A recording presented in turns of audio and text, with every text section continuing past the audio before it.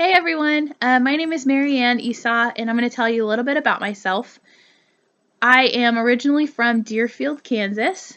It's out west by Garden City.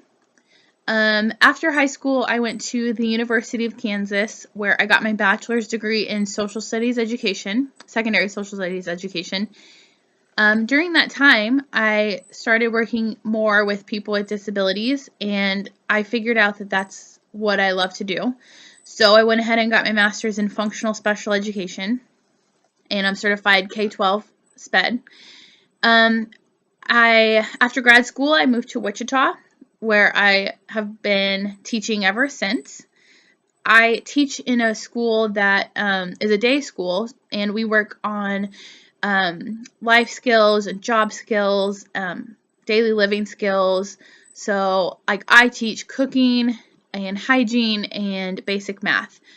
We have tons of jobs that our students go on, and really just we work on what is next. They have their high school credits, but then what do they need to be independent after that?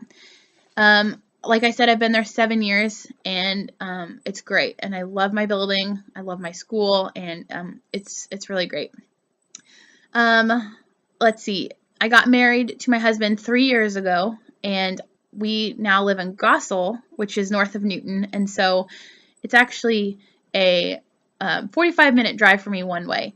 And so it's I guess that's a testament to how much I love my building, but it's also kind of daunting sometimes. We also live with our cat, Isabel. She's pretty cool. Let's see. I never considered being a principal until this school year. I think, like many people, I've had some great principals and maybe some not so great principals. I've learned from the not so great principals what I would do differently and how I would, supervise people, and how I would be, how I would change things.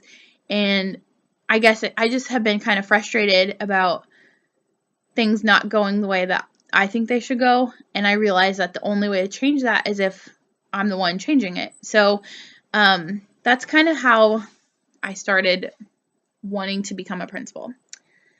I have had lots of experiences supervising people. We have 10 teachers in our building and 30 paras, and so essentially every teacher can supervise every para. But in my personal classroom, I've had about 20 paras over the years, and some good, some maybe not so good, and I've had to kind of work with them and kind of see, their strengths, and kind of hopefully supervise them well. It's kind of hard to tell, I guess, but I've had some pretty good feedback about how I am as a supervisor, so that's been good.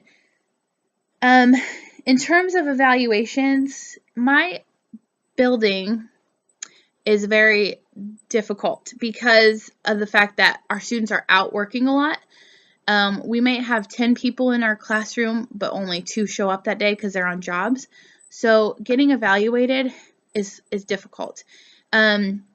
We have, depending on what year you're at in the district, you can get up to 10 walkthroughs a year, and you can get 2 formal evaluations, which is 30 minutes with a lesson plan, or up to 2 informal lesson plans, which is unannounced, and it's 20 minutes. So it's kind of, you get evaluated a lot, which is nice because then you get a lot of feedback. But I think in 5 minutes, it's hard to kind of grasp everything that you're doing. But it's been an interesting process. I've done this for 2 years now, so it's kind of new still. But it is hard in our building to get evaluated because of the fact that students are out all the time, and your class, sometimes things are out of your control.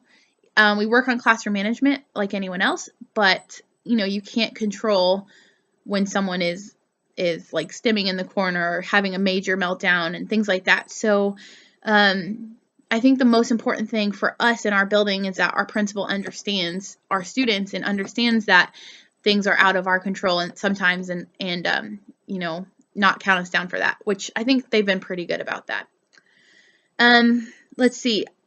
In terms of other supervision, I am the lead teacher in our building, and so I've had to work with other staff on, things that they're doing and things that we need to work on.